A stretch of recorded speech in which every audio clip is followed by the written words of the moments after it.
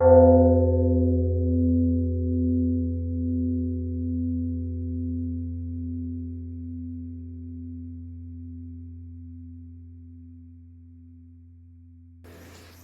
this will be a simultaneous translation, so you may hear some Thai audio in the background. So we'll make our minds peaceful in samadhi. So when we have virtue, the benefit of virtue is samadhi, peacefulness. It's the benefit. So samadhi that's well established in the mind has wisdom as its result. It's the large result, or great result. So wisdom that is in the mind gives the result of destroying the kilesas, the defilements, destroying the outflows, the asavas, that which defiles the mind. These asavas, or outflows, which have trained the mind for a long time. These kilesas in the mind have affected and trained the mind for a long time.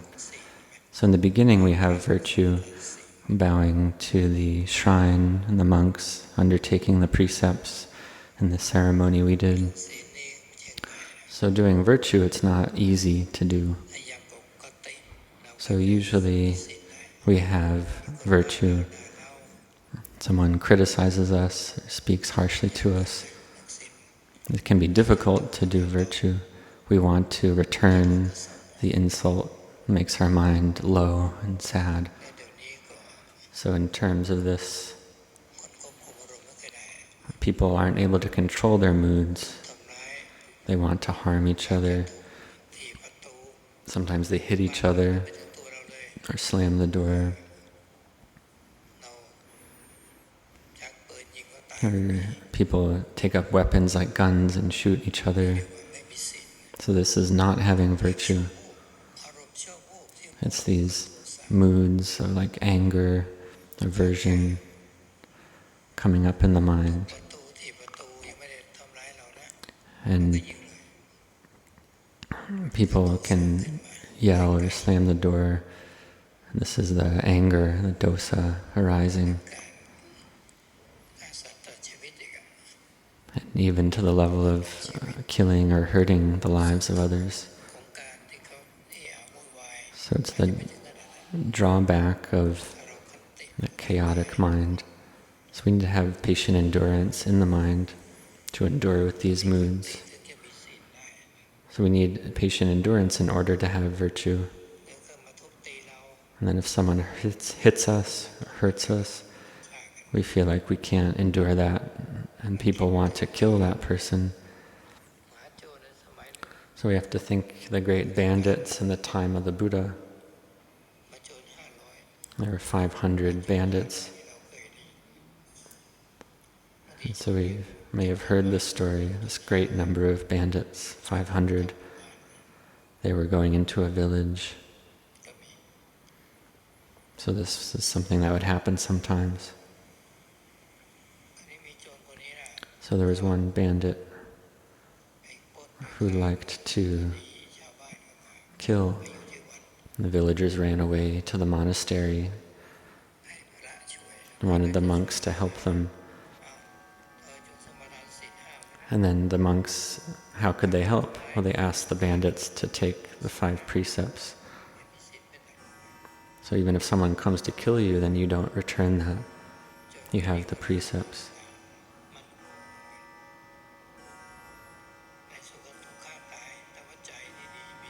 So in the end, the people were killed, but their minds had virtue, were killed by the bandits, but they were reborn in heaven.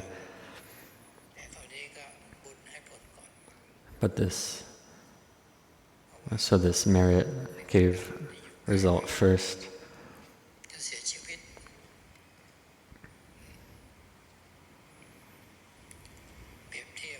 So we can compare it to one who has little strength, and they're at doorway. But even though they're weaker, since they're in the doorway, they go first. But the one who's stronger, who's inside, can't go out yet.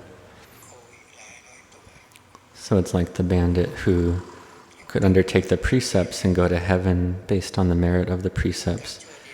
But his evil karma of being a bandit would give fruit later, but the merit of heaven gave fruit first.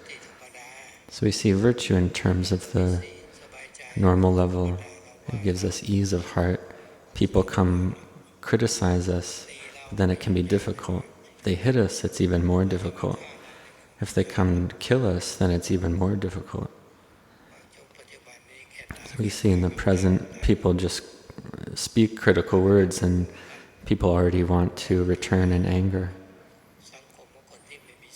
So we see a society without virtue, it's difficult. So don't speak critically, don't speak harshly. Even a single mean word can lead to hurt feelings and a wish to harm another. So we see that virtue leads to peacefulness, to samadhi, no ill will, no harming others, patiently enduring. In terms of our lives, we're born and we meet with these things. We meet with praise and blame, people who harm us or help us. So in society, we meet with these things. Even in a society where people are intent on virtue, they can lose mindfulness sometimes. And sometimes monks, a senior monk, are walking when he was one who had there was one monk who had a little bit of a royal title and spoke harshly to another monk. Had a title, a kind of ecclesiastical title, but carried himself like a big person, like an important person, spoke down to others. So the speech could even be a harsh speech. And there's these different kinds of unskillful speech, like harsh or mean speech. We see in the online world, in the modern day, people have a lot of comparing to one another, can be criticizing. But we're ones who seek peacefulness, seeking brightness, seeking Buddha in our hearts.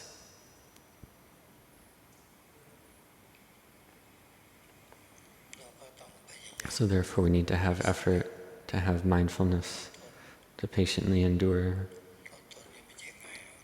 Patient endurance is not easy, this quality of khanti. Some people, they feel senior to others and they carry themselves with importance. The present day world can be like that, carrying oneself with importance, with conceit and holding on to views. We call this the fetters that bind the heart down, having me and mine, thinking I'm better, I'm higher, speaking down to others. There's a lot of this in the world. So the karma to be born in a low place is this exact karma. To be born in a high position in society, this person has built the karma of being humble and being able to lower oneself respectfully to the Buddha, Dhamma, Sangha, to elders. So one who has gratitude to parents and so on. So this is being humble, gentle, speaking well. They prosper due to that karma. Internally and externally prosper.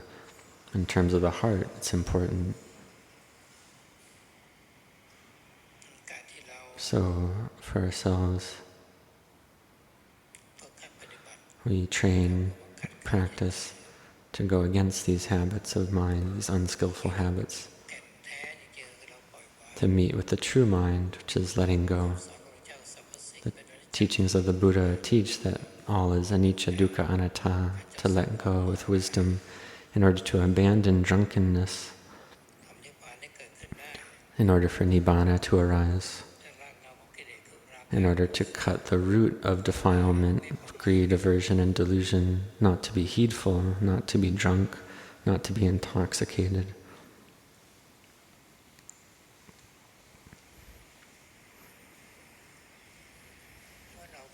So when we train like this, then our minds go above the world, lokuttara, beyond the world. Lokuttara, is this possible? This very mind that we take as ours, we train it.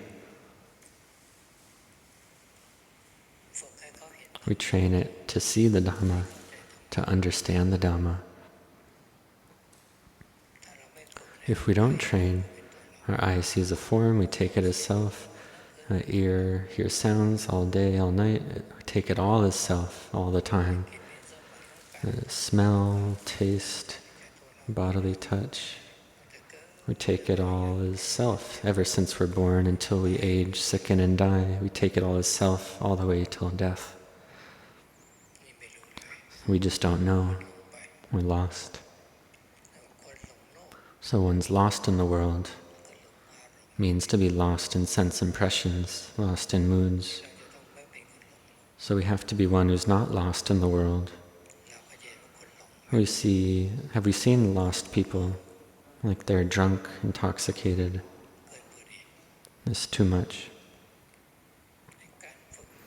So training, we have dana, sila, in order to abandon intoxication in terms of wealth, intoxication with wealth, intoxication with authority, position. We have to be careful of this. Because why? Because this body has the condition the same as all other bodies, to age, sicken, and die. It's all the same, whether you have a lot or a little. If you have a lot, you give up a lot. If you have a little, you give up a little when you die. And we can't take anything with us. We have to take our merit and parami with us, to build merit and parami. We have to train. So we train in bowing, being respectful, doing respectful gestures. It's a great amount of merit that we train in our meditation object as well. It's not easy to do that. When we train, the mind starts to become peaceful. It's a miracle that arises.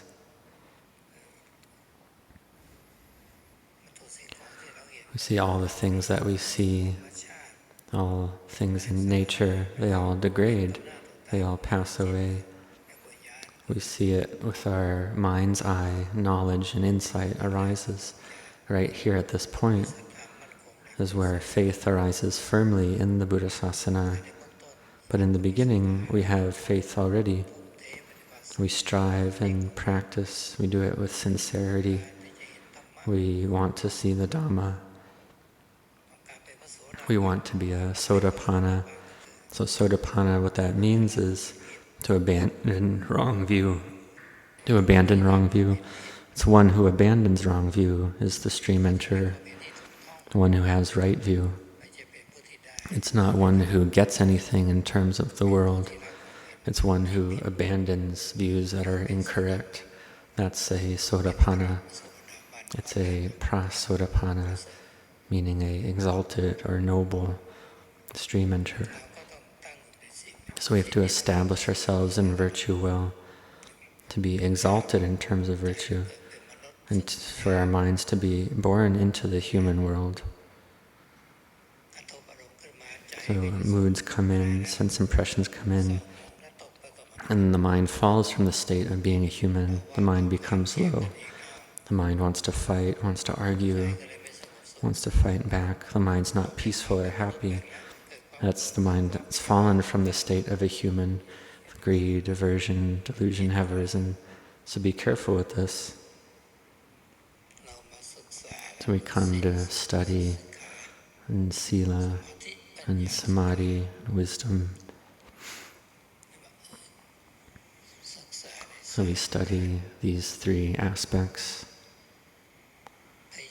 We make effort, we persevere,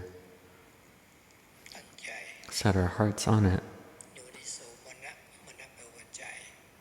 So we have the bringing the heart to contemplate with wisdom, with yoniso, manisakara, seek cause and effect with wisdom. So this, the Buddha taught, it's not ours.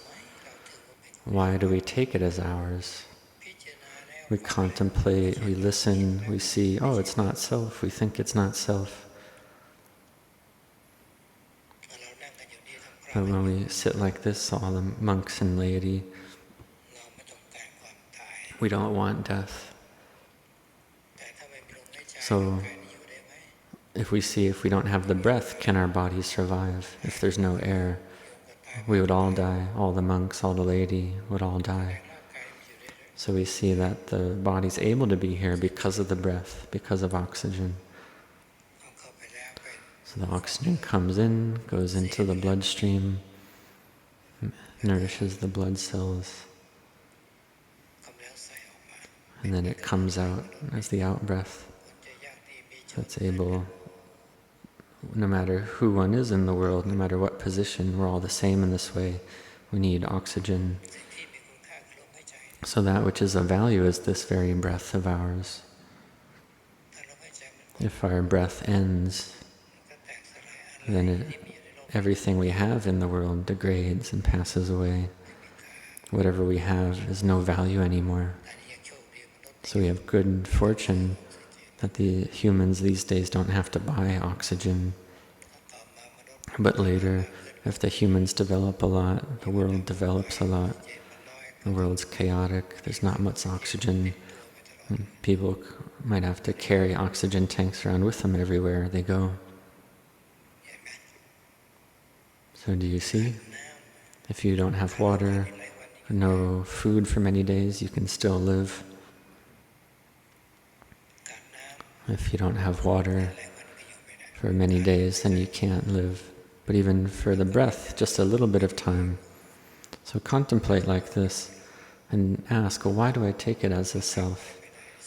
I can't control it at all. It's something that can't be controlled. Something that can't be controlled, is it suitable to take that as self? The Buddha asked the 5 ascetics this question. Rupa is impermanent, correct? And the 5 ascetics answered that whatever is suffering has the nature to change. That thing, should it be taken as self? The Buddha asked. The 5 ascetics, they answered the Buddha that one shouldn't. Rupa, Vedana, Sankhara, Sanya, Vijnana, the 5 aggregates.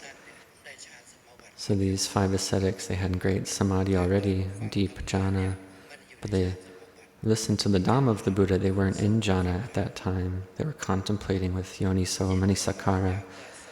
Their minds gathered, and they were able to attain to arahantship. In the beginning, they were sotapannas first. They listened to the Dhamma. The second time, they realized arahantship. Is this possible? So one who's built a lot of parami, it is possible. Just like for ourselves, if we're really good at computer science or good with computers, we're very proficient, we're really excellent at it. We could be the best in the world.